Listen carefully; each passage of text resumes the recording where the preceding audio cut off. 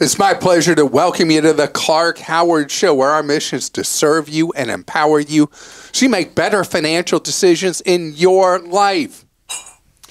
One decision I hope you'll take is to subscribe to our podcast, our YouTube channel, or our newsletters. You know the cost of each of them? Absolutely free, and at the same time, priceless.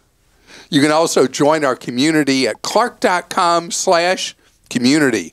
Follow us on social media, submit a question on Clark Stinks, or get one-on-one free advice, information, and guidance, which we've been doing for more than 30 years. You can see how to do that at clark.com/CAC. So I want to talk about trying to build up our credit. There are so many people who don't know how to get going, where to start, what to do after a rough patch. And I'm going to begin this episode today about taking you on the glide path to steadily better credit. Doesn't have to be that perfect 850. And later, I recently talked about free shipping having more and more ring fences around it because it ain't free in the first place. What about returns? Returns have been a curse on retailers and are actually becoming more difficult for you with more and more places. We're going to talk about that later. So, for whatever reason, you're needing to establish credit, you have had bad credit, whatever it is. And I've talked about so much, and we get so many questions about the best this card, the best that card, the best reward card, the best travel card. It's always these cards that are for people who've got really solid credit. Everything's hunky-dory. I love the cash back cards. And so you've got so much of the focus that you've heard from me on this, and I haven't done enough to talk about what happens when things are not the best. And my first answer with this always is credit unions. I love what credit unions offer with Fresh Start programs. But for various reasons, you may be in a credit union that doesn't offer a Fresh Start program. You may not qualify for their Fresh Start program. Whatever the circumstance, the credit union angle doesn't work for you. So what should you do? Well, we have a write-up at clark.com. The best choices for you when you're trying to get this going. And we even did it like Olympic medals, gold, silver, bronze. And our gold medal winner remains one that I first talked about, gosh, I don't even know how many years ago, the Pedal card. And it's actually the Pedal 2 card, number 2. Can you spell that? P-E-T-A-L. My diction is so terrible, Well, just Christa. it could be P-E-D-A-L. I mean, it's a hard one. I'm sure that's what it sounded like. No. I need to go back to 3rd grade and learn diction. It's like a flower petal. Oh, it's going to help you flower your finances. Very artsy, beautiful. Yeah. That was, what do you call that? That was symbolism. Thank you. I could never do symbolism. But that was absolutely the best. And then we came in silver with one that's a controversial company because people have had, time to time, customer no service issues with them, but the Chime Credit Builder card. And in 3rd place, winning the bronze, the Discover It Secured card. Discover is overlooked, but the Discover It Secured card is a very unique product. Each of these, in their own way, very, very unique.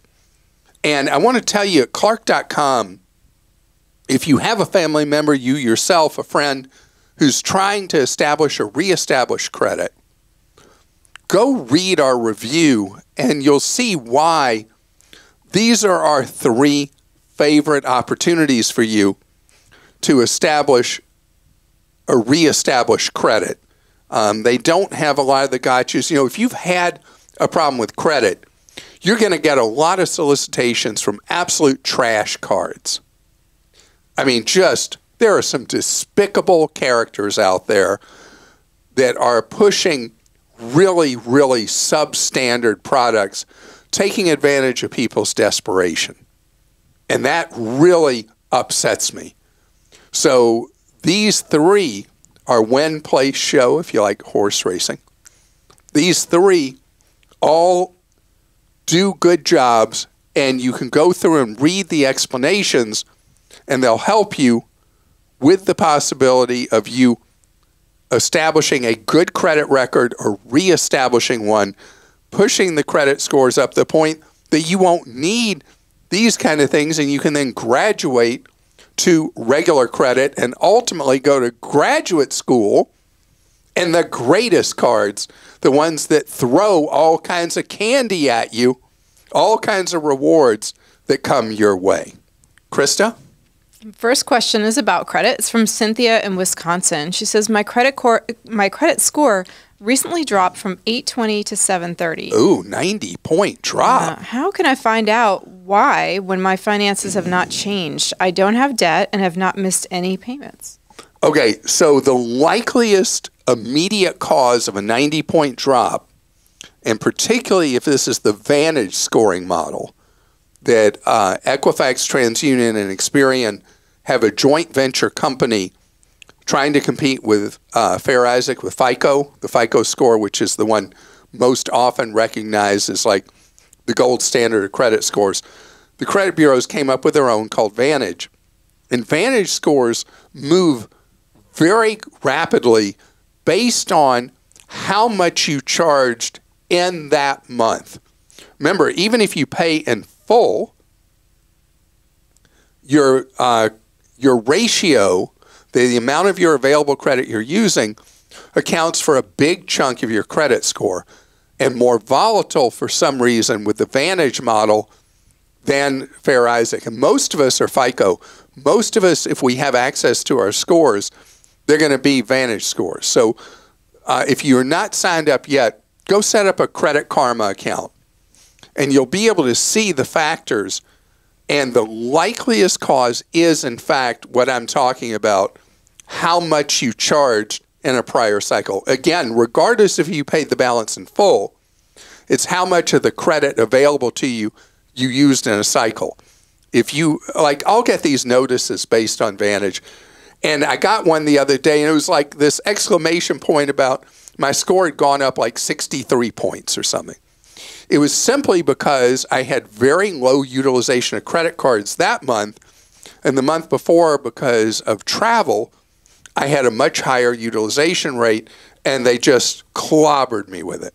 But it's a good idea with, since Credit Karma is free, you'll be able to track your scores with a good, reasonable sense of how you're doing and what things you can do to improve by using the free Credit Karma tools. And then I use my credit cards that offer me free scores, and I usually get notifications about that and check it regularly too, because those will give you some insight depending on the... And it's funny because some of the credit cards use FICO and some use Vantage, and I'll get a notice in the same day from one saying my score went down and the other says my score went up because their algorithms are different. All right, this is from Ken in Texas. I've had a Kohl's department store charge card for about the past 5 years, only because it gives a 7.5% discount on Kohl's merchandise, which is better. That's better than Target. That's what they said, which is better than 5% discount with a Target card, which I also have. But I don't shop at Kohl's often, maybe 1 to 2 times per year. Recently, they messaged me that I was approved for an upgrade to a Kohl's co-branded Capital One Rewards Visa card. I don't want another major credit card. And then the other shoe dropped. Capital One sent me the welcome letter, and the details showed that they will charge a 30.44% APR. Although I never carry a balance on my Kohl's card or my Target Red card, I was appalled by the sky-high interest rate, contacted Kohl's, and canceled the card altogether. My question now is, did I hurt my credit score by canceling this still nuisance store credit card before it converts to a major credit card? And if so, how long will it take for my credit score to recover? Okay, so I wish I'd been able to answer your question before you canceled the card, because the quote-unquote upgrade or approval to this that's instead of being a monoline only in a Kohl's, but one that had a Visa or MasterCard logo on it through Capital One, that was actually an advantage for you because store cards are considered to be junk credit. Major cards are considered to be good credit. So since this is kind of a trade-off because you gave up the opportunity to have one more major card fit in your credit mix, and at the same time you got rid of a junk credit, which depending on your overall credit picture could actually harm your credit, having a store-only card. So your situation is kind of a wash. The interest rate on store-branded or co-branded cards, as you have so wonderfully pointed out, is outrageous. In this case, 31%. Many of the co-branded store cards that are tied in with a Visa or MasterCard issuer are now at 36%. Store credit is junk credit. Whether it's got the logo or not, the interest rates charged are so bad ugly that the only reason ever to use store credit is as you were at Kohl's for the 7.5% discount and as you are at Target for the 5% discount. John in New York says Clark has always maintained car loans should be of a term no longer than 3 to 4 years, yet that does not seem realistic in 2023. You just talked about this the other day. Here's a fact cited in a recent CNN article. In 2004, only 1% of auto loans lasted 6 to 7 years. Now those long-term loans are 30% of the market. Only 5% of loans are paid off in 2.5 to 3 years. Can Clark update or offer more up-to-date advice on this subject? Actually, it's so distressing what you tell me. The actual, if this is real, that a third of loans are ultra long term. This is a recipe for disaster, as I addressed the other day, you mentioned. And this is a huge problem for consumers because they're upside down in vehicles, meaning you owe more than what the vehicle's worth for years and years to come. The answer is not disrespectful, and I'm not being disrespectful to you, John, or to anyone else. And sometimes people take it this way. The reality is if you cannot afford the purchase of a vehicle at 42 months or less, you cannot afford that vehicle. You have to buy a cheaper vehicle if you need to replace the one you have. If your vehicle is still driving fine, you need to keep it on the road. Because the thing is, over time, you want to create financial security in your life, not voluntarily create financial insecurity in your life. Something that is changing as well, I mean, your example of the ultra-long car loans being a third of the market, horrific to me. We've gotten so spoiled by something I talked about the other day, free shipping, and the other half of that, free returns. Both sides are changing. The fastest changes, free returns. I'm going to fill you in. So free returns, I mean, what a great country. You buy something, you decide it's not right for you or you don't like it, and you return it. We've gotten so conditioned to that now return rates have just gone through the roof. So online sellers are cracking down. Amazon itself is starting to charge, you may have heard this already, starting to charge returns on certain items in certain situations, and you have to pay the return fees. Go to like UPS or whatever, you have to pay the UPS shipping charge, send the stuff back to Amazon. Even things that are just have a problem with them, you're having to pay to send them back to Amazon. And this is part of a move I speculated on recently about Amazon, that Amazon is going to different levels of service for different people based on likely how profitable you are for them or to them. And these are called profitability index scores. This is coming alive in industries all over. And if you are very heavy in return rate, your profitability index score for any retailer is going down, down, down, down. And you're going to find that people will be part of whatever club they call it. And those are people that will get free shipping and free returns, whether it's not a membership or is a membership. We're going to be more and more put into a box.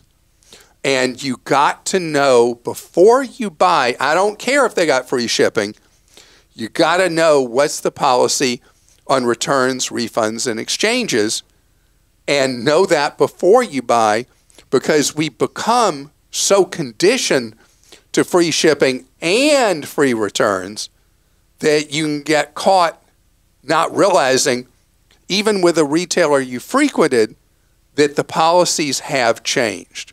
Now, this is going to give a direct advantage to Clicks and Bricks. Those are retailers that both sell online and have physical stores. Because with the physical stores, you will still have the ability, typically, to return the item where you towed it to them and return it at the physical store. You'll avoid the return charge. You're also going to find more and more with Clicks and Bricks that you'll pay a shipping charge potentially if something is shipped to you, but it'll be free if it's from the .com to the store for pickup.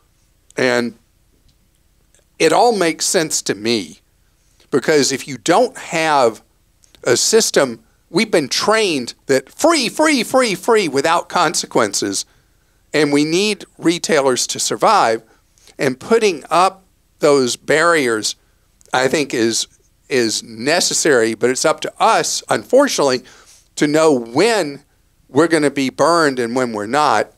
And I wish Amazon was a little more forthcoming with its customers when you might not be eligible for free returns when you buy something. Because it says in little type, it'll say free returns. They need to put in bigger type when it's not free returns. I actually have something about that from Kevin in Pennsylvania. Tip: be sure to read the entire refund policy of a website before ordering. I was about to order an expensive item on sale from a website until I checked the refund policy. The policy sounded okay. At the bottom, it stated that sale items are not returnable. There was no mention of this anywhere, even in the cart. Maybe non-returnable would have popped up after I entered my personal info, but I did not go any farther. So whenever I'm thinking about ordering from a new website, I take a screenshot of the refund policy for my records in case I have trouble with a return. Kevin, thank you for that. And that fits right with what we're talking about. Another thing, if you're buying from a new website to you, check out their reputation first online. There are a lot of times I'll consider ordering from a UFO I haven't ordered from before, and I'll go read reviews. And after reading reviews, ain't no way I'm ordering from them. Harry in North Carolina says, I want to thank Clark for bringing up the point that there is no such thing as free shipping. Could he address the point that there is also no free labor? I'm in the flooring business, and our technicians are skillful and well paid. We urge customers to check the bottom line price. We are consistently lower than the big boxes that advertise this. Unfortunately, we do not get to see some customers because they fall for this and often pay more for this embedded charge. While I'm a business owner, I'm a consumer as well. Sometimes the gullibility of consumers really gets to me. There is one story out there that a person that had a whole house carpet installed with free labor felt so sorry for the installer that she gave him a $300 tip. This free labor ruse is also rampant in the bath remodel business and others. Thanks for letting my fellow consumers know about this. Harry, thank you. This is something we have addressed in the past. The other thing that consumers should know is that many times when you go to a big box to buy something that just to buy it doesn't even have to have free labor or whatever, when there's a problem with the installer or whatever, the big box retailer's like, huh, what, us? Huh? Where do we fit in this? And so it's their name on the deal. They mark it up because the whatever company it is behind the scenes is getting the referral business from them that they might not have otherwise. And when there's a problem, often the big box is like, I don't know why you're looking at us. I mean, we didn't do any of the work. And so know that that extra markup sometimes comes with worse customer no service than even normal. And from Dave in Florida, my neighbor has a rental that has a dead tree leaning over toward my house, ready to take out my fence and roof. Wow. The neighbor lives out of state and I do not know them. What steps can I take to protect myself documentation-wise if the worst happens? Take pictures and send a certified letter asking him to take it down? I'd love for him to do the right thing and pay to remove the tree himself, but I can't assume this would happen. So, gosh, Dave, you were so on the right wavelength. You must document that the tree is dead or diseased, either condition. Because the way it works, I think everywhere in America, is that if a tree appears to be healthy or is healthy, so on your neighbor's property, storm knocks that tree down, you're responsible for the damage on your side of the property line. The neighbor's responsible for whatever damage on their side of the property line. On the other hand, if a tree is clearly visibly diseased or dead, then the neighbor is liable because they've been negligent for the damage that occurs to your house that normally, and your property, that would normally be your problem. The key you've already stated is you've got to document that. So yes, you take pictures. They will be automatically time-stamped on your phone. Yes, you send the certified letter to the address you think is the address for the owner of this property who lives out of state absentee. Third, check with neighbors. You may have a neighbor near you who knows this individual. They may be a very nice, honorable person. You may be able to, with the neighbor's help, reach this individual, because certified letter by its nature is never a friendly thing. It is an unfriendly communication. If you're going to engage in unfriendly communication, that should be after you have tried the other route. Failing to be able to contact this person, you absolutely send the certified letter, because then not only do you have proof of the problem, you have proof that you have properly notified this individual, and then it's up to them if they're going to leave you in harm's way in your life and your safety, and harm their wallet in the future, because you will have given proper notice. And you live in Florida, I see. The insurers are under enormous financial pressure in the state of Florida. You have no idea what kind of coverage this individual has next door. They may not be carrying insurance on the property if they own it mortgage-free. So everything you can do up front is really important to protect yourself, your family, and your wallet. And your mindset is right to take these steps and document now. And I hope you have an absolutely great day. That's it for us today. And I hope the rest of your day is perfect. Way beyond fantastic. Perfect.